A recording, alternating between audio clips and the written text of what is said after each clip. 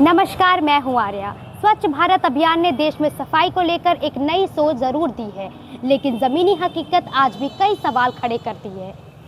कहीं व्यवस्था की कमियां नजर आती हैं, तो कहीं लोगों की लापरवाही इस प्रयास को कमज़ोर करती दिखाई देती है।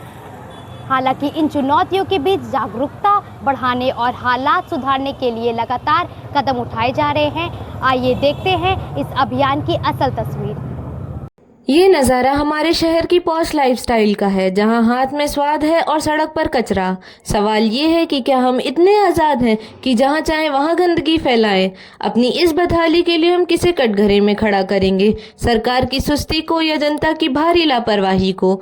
आइए जानते हैं लोगों की राय। हम देख रहे हैं कि डस्टबिन यहाँ पे बगल में है, फिर भी लोग आसपास कूड़ा फैला रहे हैं। तो ये सिर्फ सरकार के भरोसे ही ये शहर साफ रह सकता है? नहीं दीदी, इसमें हमको अपना भी योगदान देना चाहिए। जहाँ जहाँ डस्टबिन है उसी में कचरा डालना चाहिए। बाकी लोगों को बोलना चाहिए कि भाई आप डस्टबिन में कचरा फेंकें।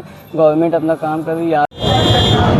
यहाँ खड़े होकर एक बात तो साफ है, हम अपनी मॉडर्न लाइफस्टाइल की बात तो करते हैं, लेकिन हमारी सिविक सेंस आज भी पिछड़ी हुई है। लेकिन क्या सारा दोष जनता का है? चलिए अब रुख करते हैं उन सुविधाओं का जिनका दावा प्रशासन कागजों पर करता है। तस्वीर का दूसरा और भयावह पहलू देखिए।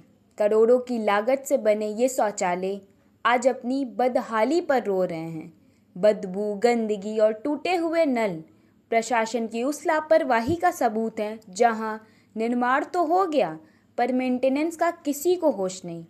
स्वच्छता के विज्ञापनों और ज़मीनी हकीकत के इसी अंतर पर जब हमने यहाँ के कर्मचारियों से बात की, तो सुनिए उनका क्या कहना है।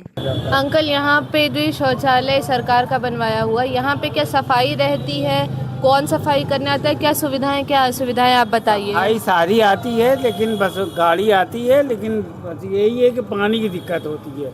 जब भी पानी की दिक्कत होती है तो पानी ख़त्म हो जाता है, और 4 बजे, 3 बजे, 2 बजे जब होता है तब बंद हो जाता है। बस आज की पड़ताल से एक बात तो साफ है, प्रयागराज को साफ रखने की जिम्मेदारी किसी एक की नहीं है।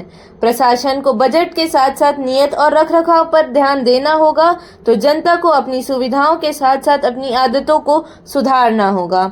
जब तक ये दोनों एक धरातल पर नहीं आएंगे, स्वच्छ भारत सिर्फ एक सपना बनकर रह जाएगा।